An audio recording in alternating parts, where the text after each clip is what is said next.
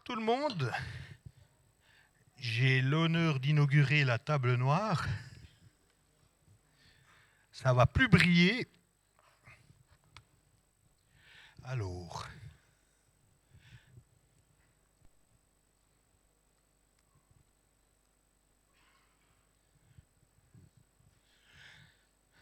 est-ce qu'on peut me mettre, s'il vous plaît, le... Ah, il est là. Ok.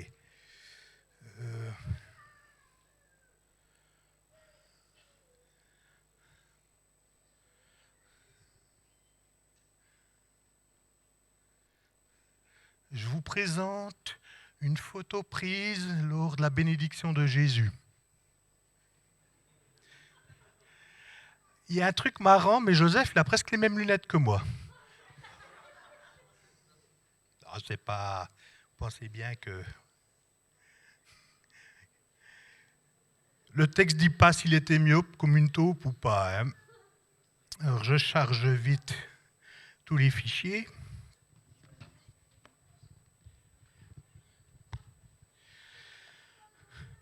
Le thème de ce soir, c'est l'enfant reçoit son nom. Le dernier acte de la nativité, selon Luc. Je ne peux pas faire deux choses en même temps. Voilà, mes notes sont là. L'enfant reçoit son nom. On est dans le contexte de l'Avent. Avant de parler de l'Avent, on va parler de Noël. Je me suis toujours posé la question, à quelle date était né Jésus ? Les textes ne le disent pas, mais ce qu'on sait, c'est que c'est certainement pas le 25 décembre, parce que quand j'ai écrit mon message cette semaine, il faisait 12 degrés en pleine journée à Bethléem, et les bergers, la nuit dans les champs, c'est un peu frisqué à cette saison. On suppose qu'il est né entre le printemps et l'automne, ce qui laisse vague. Par contre, on sait des choses. On sait que Hérode est mort en l'an -4 avant Jésus-Christ. Vous savez, Hérode, celui qui avait fait massacrer les petits. Après, en recherchant, je me suis intéressé à l'étoile, quel phénomène astronomique il y avait. Et les théories, ça pouvait être une comète, donc ça on ne saura pas, parce que des fois il y a des corps célestes qui passent qu'une fois dans notre système puis qui repartent. Ça pouvait être une supernova, ça on ne peut pas le voir. Par contre, ce qu'on sait, c'est qu'en -7, il y a eu une conjonction entre Saturne et Jupiter qui fait que ça donne un point extrêmement lumineux dans le ciel. Et ça a apparu 2 fois, autour début avril et fin septembre, début octobre. Donc moi j'ai attribué Noël au 17 septembre. Voilà. Ça c'était pour la petite question culture générale, connaissance un peu de notre histoire. Est-ce que vous avez déjà entendu quelque chose avec impatience ? Un événement important, un rendez-vous que vous attendez. C'est long d'attendre. Le départ en vacances, vos billets d'avion. Aujourd'hui, dans ce 4e dimanche de l'Avent, nous sommes à quelques jours de Noël que nous attendons avec impatience, en tout cas les enfants. Les adultes aussi, parce que généralement ça signifie bon repas. Donc on attend de ce Noël. Dans notre contexte, on se trouve entre 8 jours et 40 jours après la naissance de Jésus. La crèche n'est plus le centre de l'attention, l'étoile s'est éteinte, mais c'est là qu'il va y avoir un événement extraordinaire.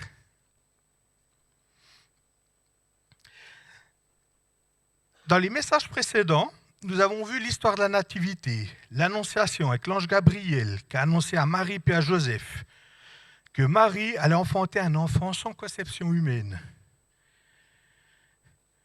et que cet enfant allait changer le monde et sauver l'humanité, que ce serait le Fils de Dieu qui s'incarne en humain pour racheter nos péchés.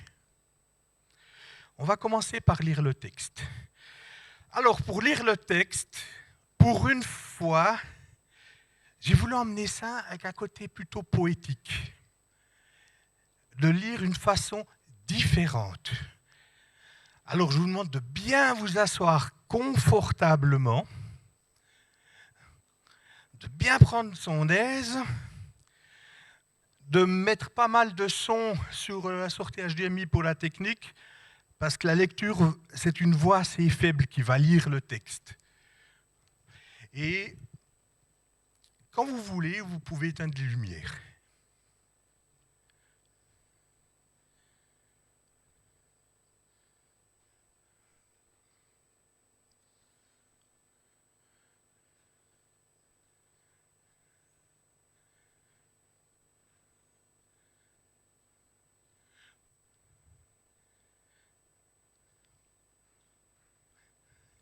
C'est parti.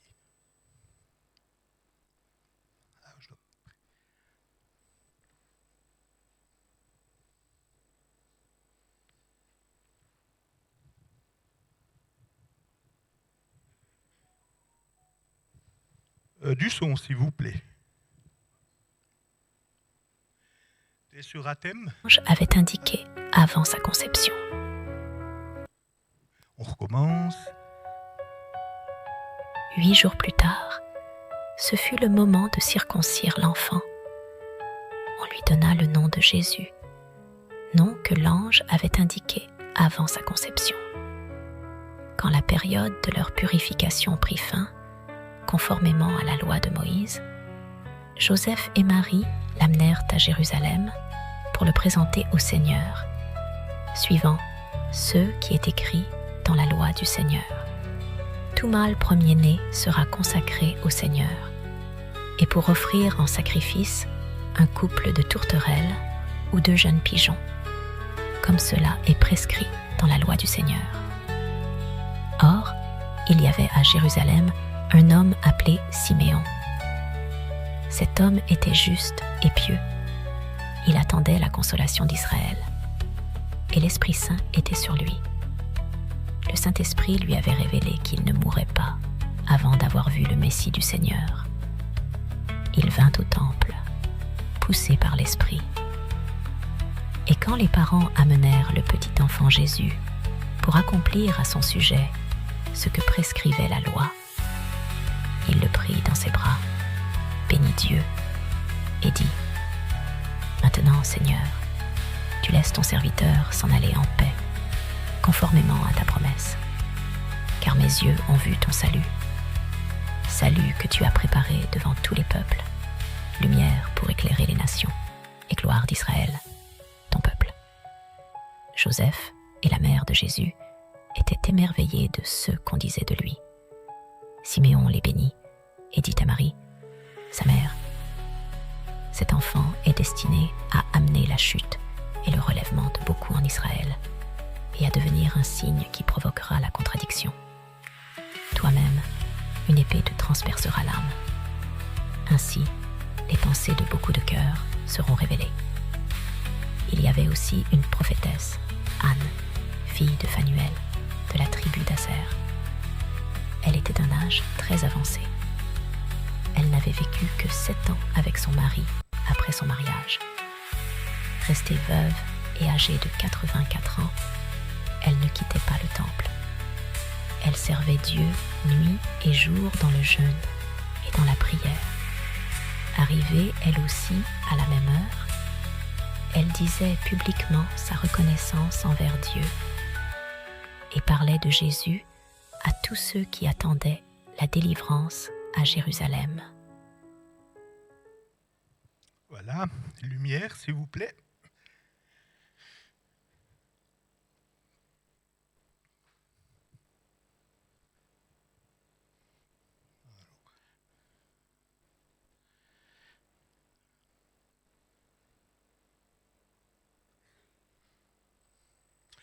Là, l'enfant reçoit son nom. Dans ce passage, nous avons entendu 3 ensembles, 3 aspects essentiels. Le premier, c'est l'importance de l'obéissance dans l'humilité. comment Dieu se révèle à ceux qui l'attendent fidèlement. Les promesses accomplies et celles encore à venir. Ces trois aspects nous interpellent aujourd'hui dans notre attente de Noël et dans notre marche avec le Seigneur.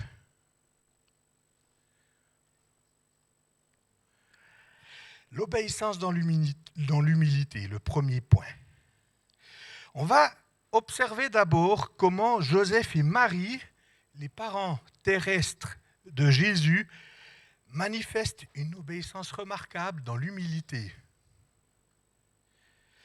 Ils étaient fidèles au commandement divin. Il y a eu la circoncision au 8e jour. Ils étaient juifs, donc Jésus est né juif, il est juif. Selon la loi de Lévitique 12:3, le 8e jour, l'enfant sera circoncis.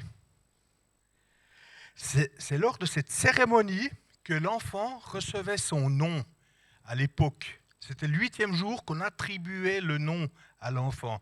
Ça a été le cas pour Jean-Baptiste, ça a été le cas pour Jésus, puis pour tous les prophètes, les rois juifs de l'Ancien Testament, de l'Ancienne Alliance. Son nom, Jésus, Christos en grec, Yeshua en hébreu, signifie Dieu sauve.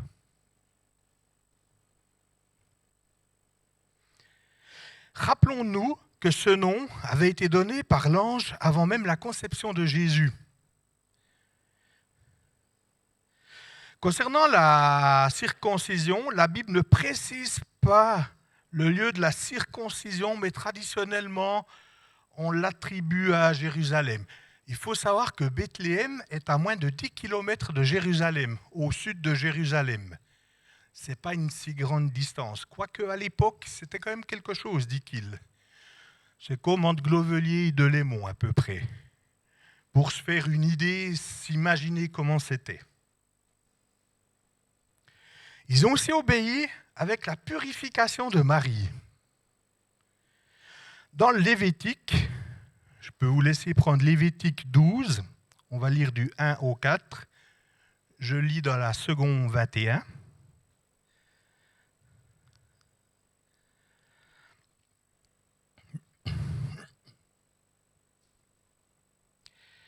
L'Éternel dit à Moïse, transmets ses instructions aux Israélites. Lorsqu'une femme deviendra enceinte et qu'elle mettra au monde un fils, elle sera impure pendant 7 jours. Elle sera impure comme au moment de ses règles. Le 8e jour, l'enfant sera circoncis. Elle restera encore 33 jours à se purifier de son sang. Jusqu'à ce que prenne fin la période de sa purification, elle ne touchera aucun objet saint et n'ira pas au sanctuaire. Elle n'allait pas au tabernacle à l'époque ou au temple. Au tabernacle à l'époque de Moïse ou au temple à l'époque de Jésus. Ce qui est intéressant de voir, c'est que cette règle n'est pas sans raison. Ça permettait à la femme, quand elle était considérée comme impure, elle devait être mise un peu à l'écart. Ce qui est une bonne opportunité pour se reposer. Il n'y avait pas de péridurale à l'époque. Ça pouvait être hard. Comme quand... Non, ça je ne la fais pas. C'est l'histoire du rhume puis des gars. Donc, voilà. Il y avait un moment de repos. Pendant 40 jours, elle pouvait se reposer. Elle n'allait pas faire le ménage. Elle n'allait pas préparer la cuisine, aller puiser l'eau. Puis, il n'y avait pas l'eau courante. Il fallait faire un feu quand vous vouliez cuire des aliments. Il n'y avait pas le vitrocéram ou le four à micro-ondes ou toutes ces géniales inventions.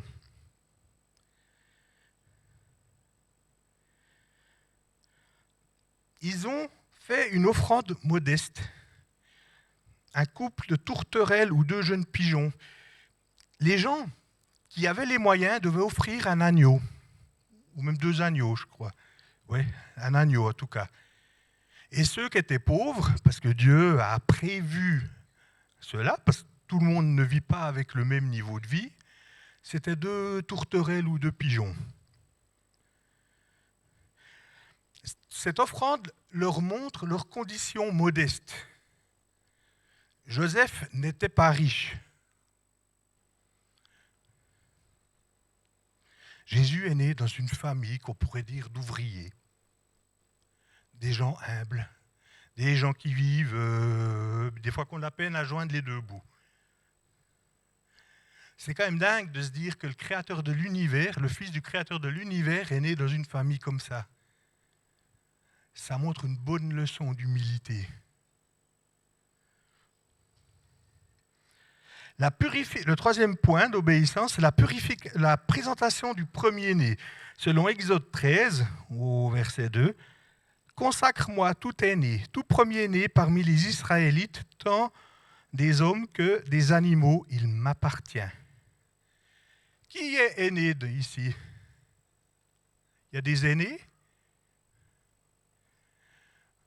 Bravo, vous appartenez au Seigneur. Il n'y en a pas plus que ça. Bon. Je suis un aîné. J'ai 2 sœurs. Ça rappelle aussi la libération de l'Égypte. Parce que Dieu, dans le dernier désastre qu'il a fait à l'Égypte, parce que Pharaon avait le cœur endurci, ça a été la mort des premiers-nés. Tout premier-né en Égypte, à l'époque, est mort. C'est pour ça qu'ils ont dû sacrifier un agneau, qu'ils ont dû mettre du sang sur le linteau pour montrer à l'esprit de mort que non, on est sous le sang. Qui a déjà dit « je suis sous le sang de Christ » ? On est sous le sang de Christ. Là, ils étaient sous le sang de l'agneau, qui était une représentation du Christ. Waouh! C'est pour ça que tout premier-né appartient à Dieu.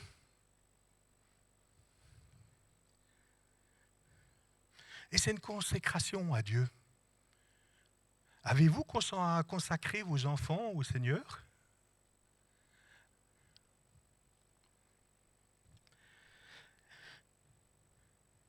Les leçons d'humilité. Que pouvons-nous apprendre dans cette humble obéissance qu'ont fait preuve Joseph et Marie? C'est que même le Fils de Dieu est soumis aux lois humaines. Même Jésus a dû se soumettre aux lois. La prochaine fois que tu râles contre l'amende que tu as reçue, parce que tu étais pressé, souviens-toi de ça. De te faire profil pas et dire bon ben je ferai attention la prochaine fois. Oh, j'en ai eu beaucoup des amendes, je vous rassure, je ne suis pas mieux que vous. Marie et Joseph n'ont pas cherché d'exception, n'ont pas cherché à être les gars, nous sommes les parents du roi de l'univers, regardez-nous, nous sommes les plus importants. Non. Ils avaient un rôle unique dans l'histoire. Ils ont eu le rôle de leur vie quelque part. C'est pas vrai, il se m'enlève ce truc. J'ai oublié de...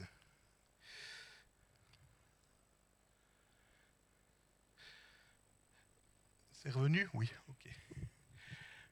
Non, ils étaient humbles. Ils sont passés sous les radars quelque part. Ils étaient comme monsieur et madame tout le monde. Ils ont obéi aux lois. Ils ont été à Bethléem. Nazareth, c'est en Galilée.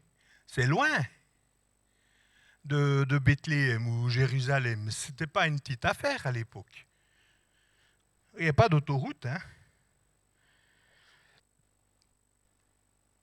Ils ont accompli sans rite et fanfare ce qui leur était demandé, humblement, avec humilité, en respectant, en le faisant de leur cœur.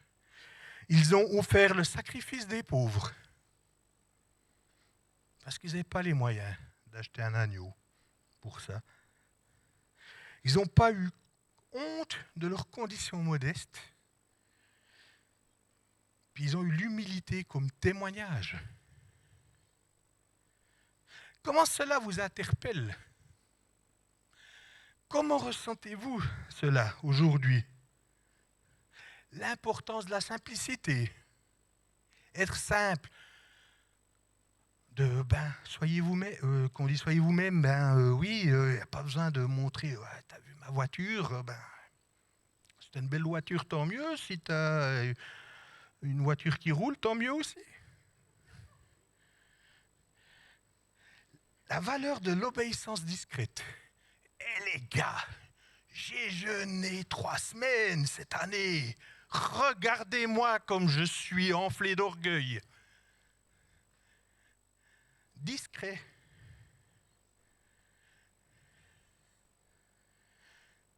Le témoignage dans un monde qui valorise l'apparence, le bling-bling, le consommérisme. J'ai rechangé de smartphone, j'ai pris le dernier iPhone 36. Voyez ma voiture, je l'ai changée, j'ai pris la dernière Tesla. C'est ma voiture de rêve au cas où, m'en voulez pas. On pourrait imaginer ça à une mère simple qui, malgré ses difficultés financières, par exemple, met toujours sa dîme de côté pour l'église, ou un jeune étudiant qui choisit de ne pas tricher aux examens, avec ChatGPT par exemple, ou Gemini, ou la Mat 3, je les connais tous.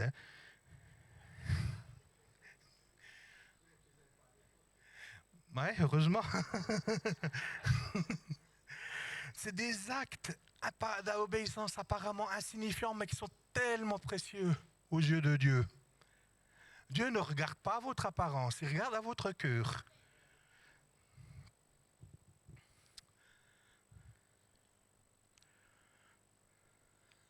Attendez voir, j'ai glissé. Voilà. La reconnaissance divine par les fidèles. On voit aussi dans ce texte 2 personnes qui sont mentionnées et qui ont attendu. On va prendre le cas, le premier, Siméon. Homme pieux guidé par l'Esprit. Il avait le Saint-Esprit en lui. Il était un homme juste et pieux. Il attendait la consolation d'Israël. Beaucoup avaient cessé d'attendre. Il l'attendait, il savait qu'un jour le Messie allait venir et les consoler. Il attendait ardemment. Il a reçu une promesse personnelle de voir le Messie avant sa mort.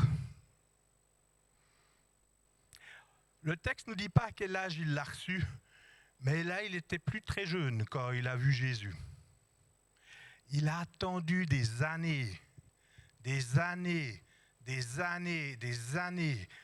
Dans mon étude biblique, je suis sur Samuel, puis là je lis en ce moment, je suis pile poil sur l'histoire de Saül, qui lui n'a même pas pu attendre un jour de plus sur 7 jours.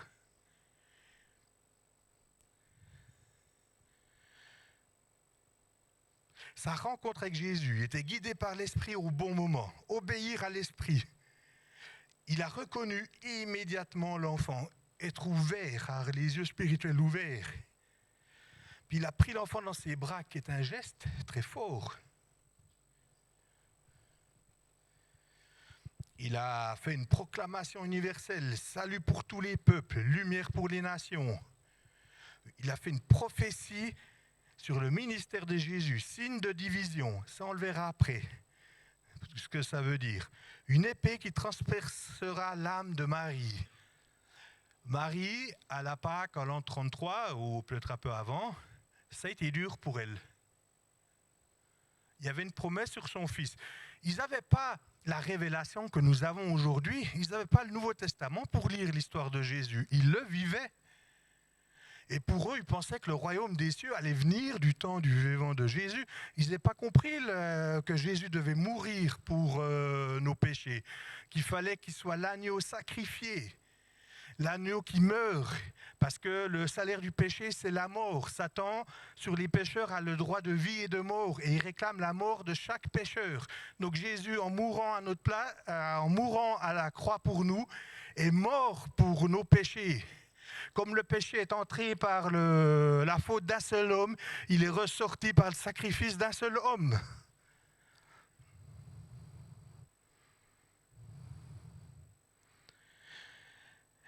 Salut pour les...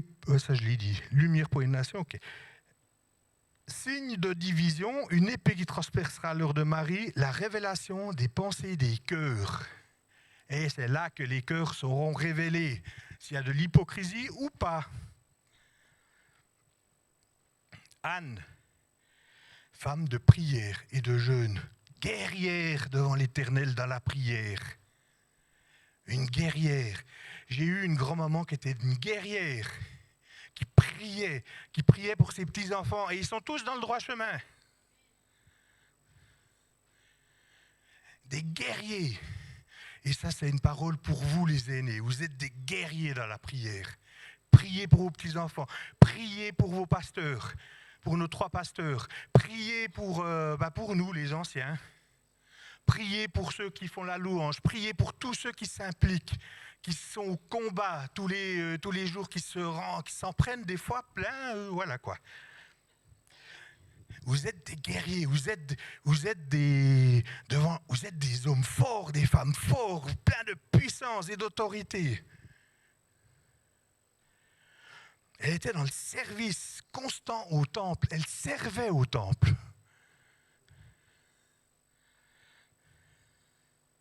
Jeûne, prière, service, que dit le texte. Sa réaction, quand elle vient à la même heure, elle loue Dieu, elle a compris. Yes! Le Sauveur nous est donné. Nous avons un avenir. Elle a parlé de Jésus à tous ceux qui attendent le Consolateur. Dans le temple, tu sais quoi, il y a Jésus qui est le Sauveur est né. Nous avons un avenir, pas la fin des soucis, mais nous avons une espérance. Savez-vous la différence entre l'espoir et l'espérance? Est-ce que quelqu'un sait? L'espoir, on pense que ça va aller mieux. J'ai bon espoir que ma situation va s'améliorer. Si tu as l'espoir d'être sauvé quand tu meurs, ça sera peut-être ou peut-être pas. L'espérance, c'est l'assurance. J'ai l'espérance du salut, je suis sauvé. J'ai l'espérance que je vais avoir mon salaire à la fin du mois. Je sais que le 25, il sera sur mon compte. Mais c'est surtout le salut.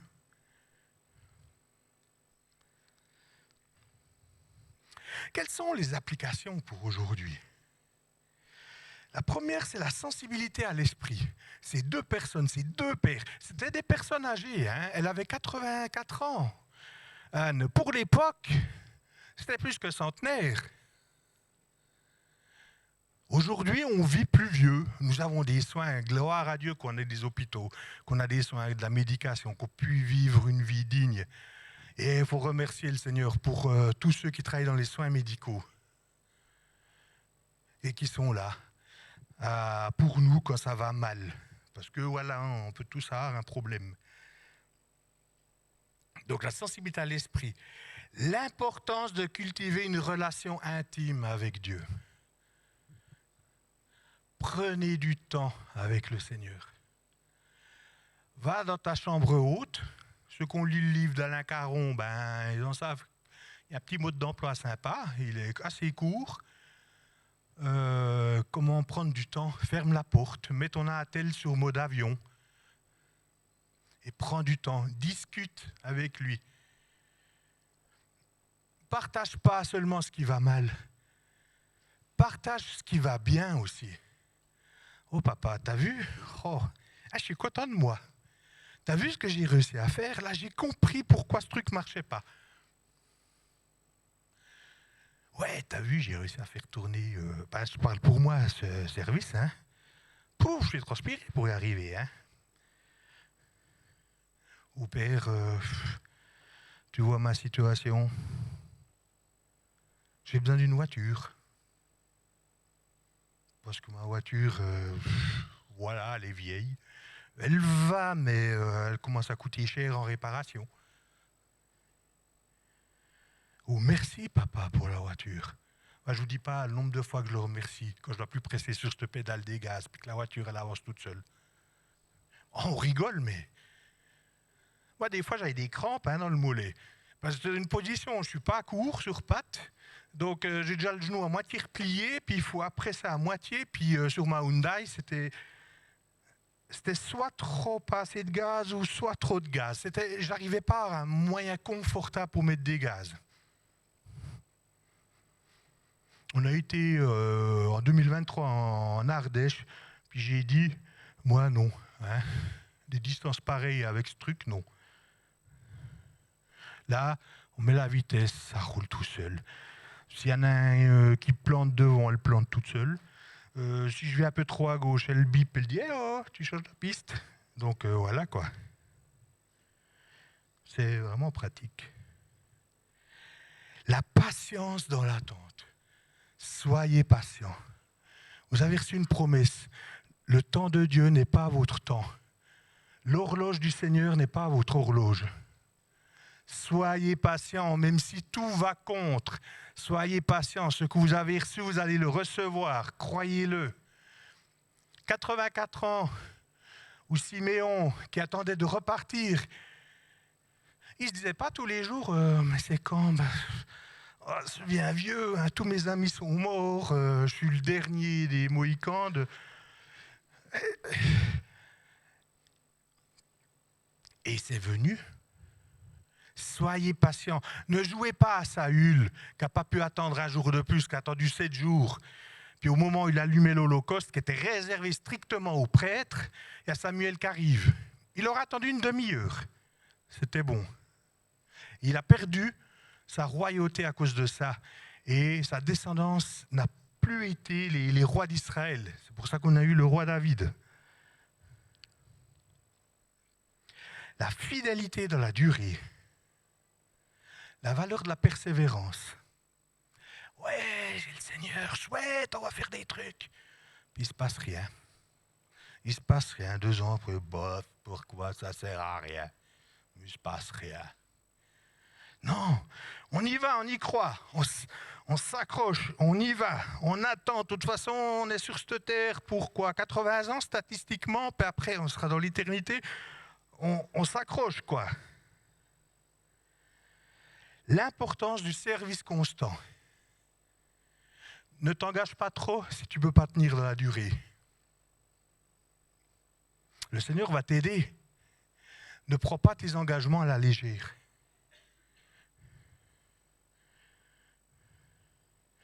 Le témoignage de la foi mature, ça c'est beau. Quand les gens voient en toi quelqu'un de stable, quelqu'un sur qui on peut compter, quand ton employeur va te dire « Ah ben je suis content que tu es là, hein. Ça fait du bien hein, de savoir que tu es là et puis qu'on peut compter sur toi. »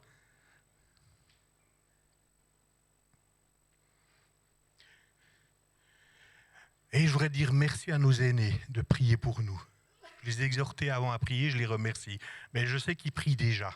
Ceux que je connais, merci pour vos prières. Merci du fond du cœur. On ne vous remercie jamais assez. Mais voilà, vous êtes des bombes. Les points d'application. Pour les jeunes, apprenez de la sagesse des aînés. Ah, c'est dur à entendre des fois. Hein? Quand j'étais jeune, ouais, mais les vieux, oh, ouais, mais ils se plaignent toujours. Ouais, mais ceci, mais cela. Et il avait raison. Cultivez la patience de la fidélité. Soyez fidèles en de petites choses et Dieu vous donnera des grandes. Pour les aînés, votre témoignage est précieux. Votre fidélité va inspirer les générations futures, suivantes, ceux qui sont plus jeunes, en regardant comment vous avez tenu. Vous êtes des témoignages.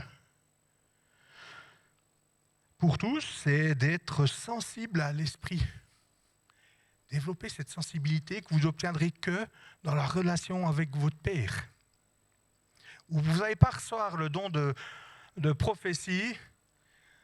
Si tu lis un verset le matin, tu dis ta petite prière, merci Seigneur, la même prière que hier, amen.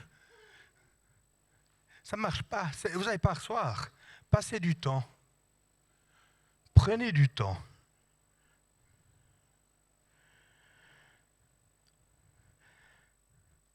Votre témoignage personnel. Qu'est-ce que votre vie rend comme témoignage? Que dit-on de vous? Lui, il se dit chrétien, tu l'as vu? Il jure comme un charretier.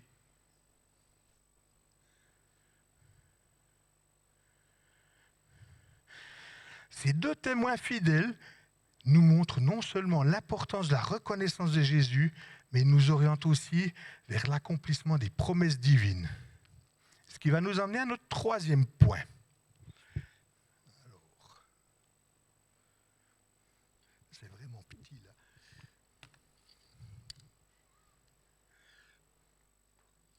J'ai loupé une slide. Ah oui, j'ai loupé une slide. Il y avait celle-là. Oups, pardon.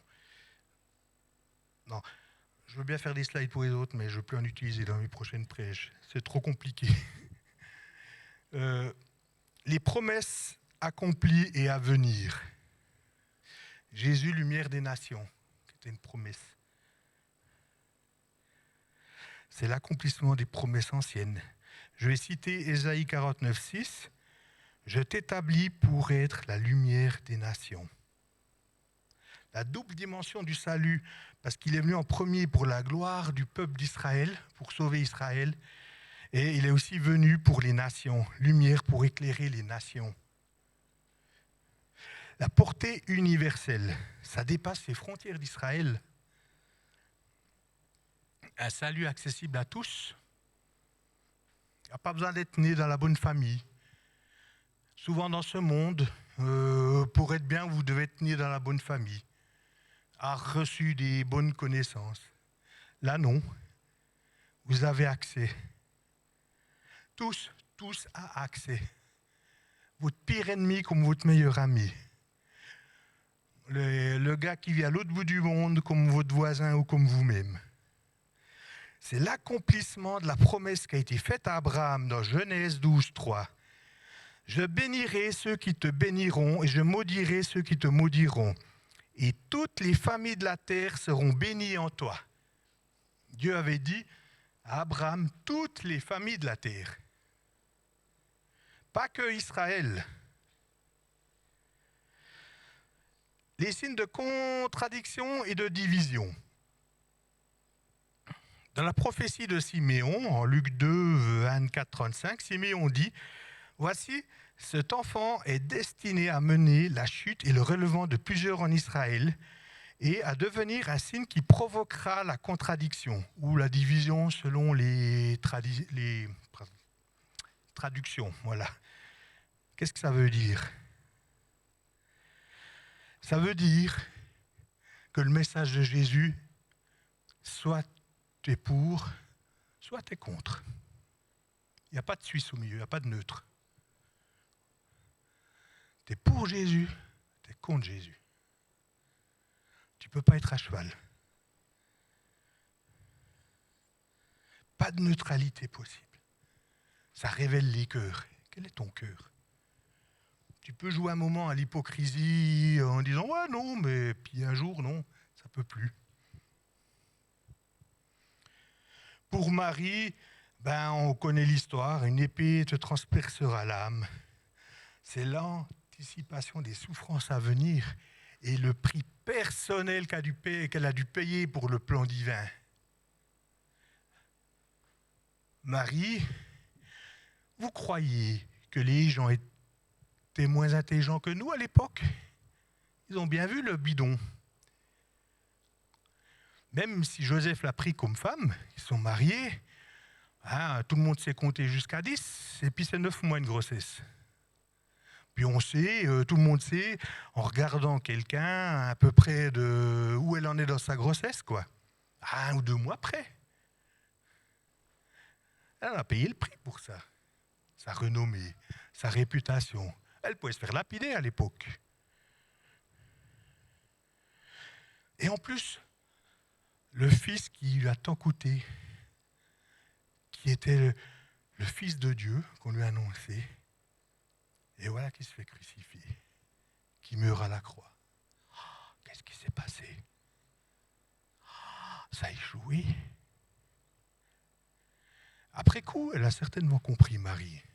Elle a compris. Mais sur le moment, non. Mais ça fait mal. Quand vous perdez un proche, c'est douloureux. Et quand il se fait assassiner, c'est encore pire.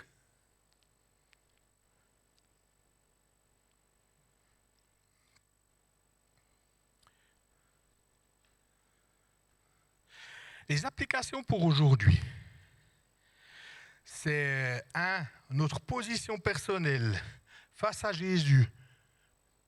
Je le suis ou je ne le suis pas? Je lui ai donné mon cœur ou je ne lui ai pas donné mon cœur? Quelle est ta position face à Christ? C'est important d'avoir une décision claire. Si tu n'as jamais pu te décider, je t'invite à te décider ce soir à faire le choix. Soit je suis Christ, soit je ne le suis pas. Tu ne peux pas être entre deux.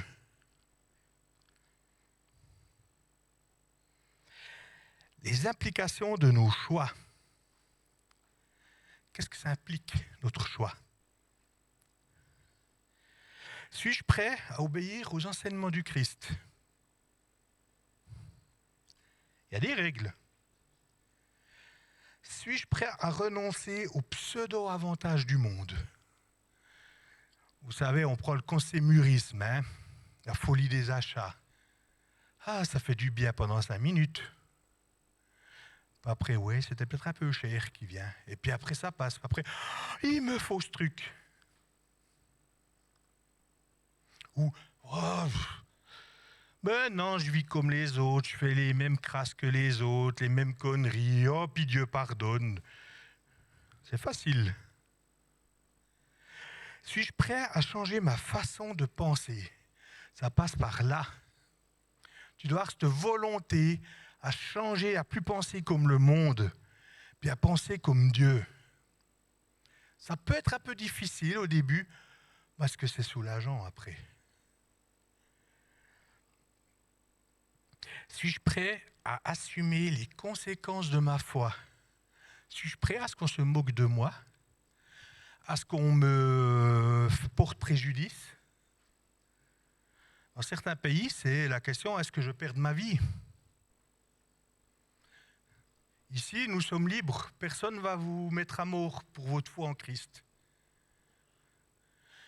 De dire non, écoute, non, je triche pas.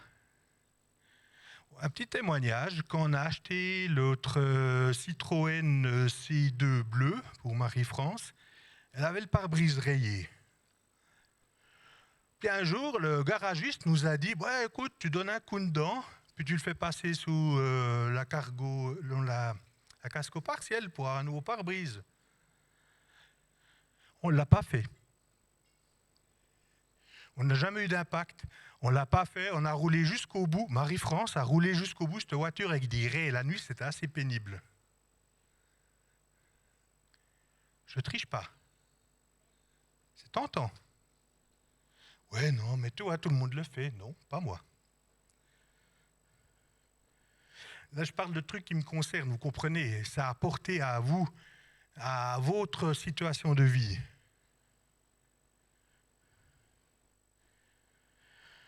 Comment puis-je être une lumière dans mon environnement?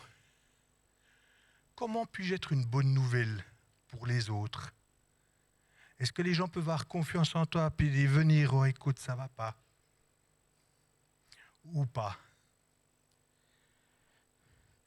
En 3, c'est notre responsabilité. Nous devons être porteurs de lumière. Nous sommes la lumière du monde.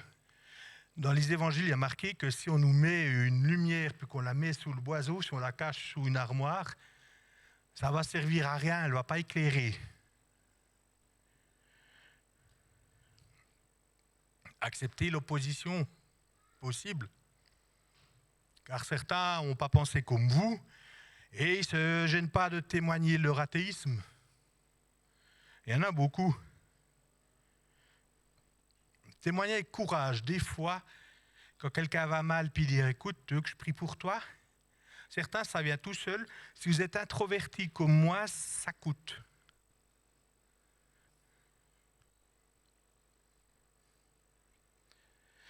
Je vais aller plus vite parce que je vois que le temps tourne. Dans les points à souligner, on voit l'universalité du... Non, ça n'y a pas besoin, ça revient dans les conclusions. La conclusion.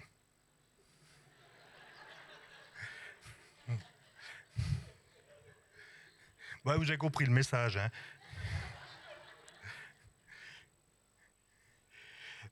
On peut retenir que l'importance de l'obéissance humble, illustrée par Marie et Joseph, la fidélité récompensée de Siméon et Anne, guidés par l'Esprit, la promesse accomplie à venir en Jésus-Christ.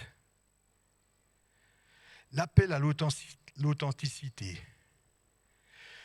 Comme Marie et Joseph, nous sommes appelés à une obéissance simple et authentique. C'est David qui avait une fois dit, c'est juste qu'il y avait un enfant qui avait... c'était toi ? Je ne sais plus. Il était à table, puis il devait obéir, puis au fond de lui, il a dit non, je ne suis pas comme ça. Être authentique, des fois ça coûte. Hein. Ouais, Seigneur, aide-moi.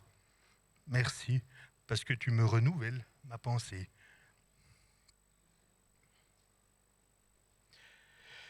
Il ne faut pas rechercher les apparences. Oh, regardez-moi.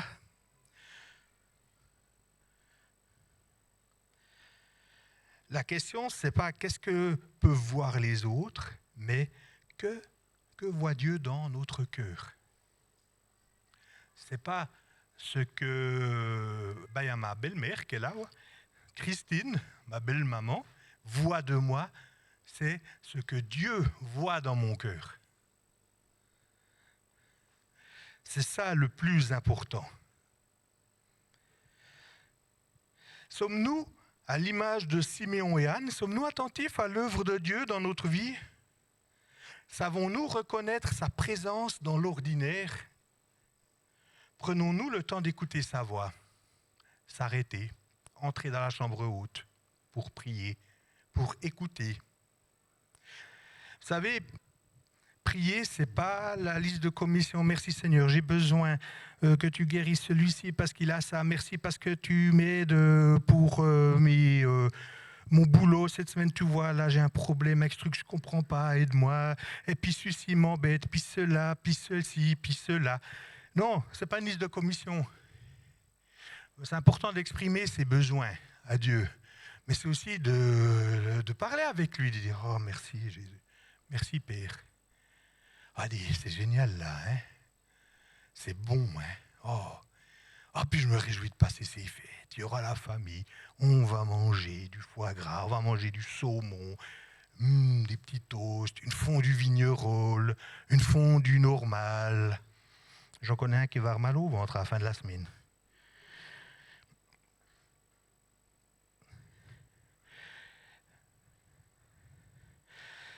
Un défi pour aujourd'hui. Comme Jésus qui a reçu son nom, nous sommes appelés à prendre position clairement pour Christ. À accepter d'être un signe de contradiction si nécessaire. Non, je ne fais pas ça. Non, je ne vais pas dans votre soirée, il y aura une nana qui fait des trucs pas nets. Non, je ne touche pas aux sciences occultes. Quand on est dans un groupe,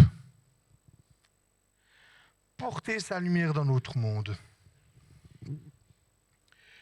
Et mon petit sapin de Noël, pour la dernière slide, en cette période de Noël, je vous appelle à renouveler votre engagement d'obéissance à Dieu, de prendre ce temps de vacances qui s'ouvre à nous sur ces 2 semaines, à prendre du temps avec le Seigneur. Finalement, Mercredi, on va fêter l'anniversaire de Jésus. On sait, ce n'est pas la date exacte, mais l'essentiel, c'est de le célébrer quand même. On va fêter l'anniversaire. N'oubliez pas de dire joyeux anniversaire Jésus quand vous vous réveillez le mercredi, le matin. On va fêter ça. Prends du temps avec lui. Prends du temps. Tu as 2 semaines de vacances. Si vous travaillez, tant pis, vous prendrez quand vous aurez des vacances. Vous prenez de temps en temps des vacances dans l'année, puis vous dites maintenant je me pose, je m'arrête. Allez faire une retraite. Partez quelques jours, déconnectez-vous. Voilà. Et la citation biblique finale que j'aime bien dans Luc 2, 30, 32, c'est « Car mes yeux ont vu ton salut, que tu as préparé devant tous les peuples, lumière pour éclairer les nations. » Ça, c'était Siméon. Je l'aime bien, Siméon. Je vous remercie de m'avoir écouté. Je vous souhaite un joyeux Noël, une bonne année, puis je vous aime.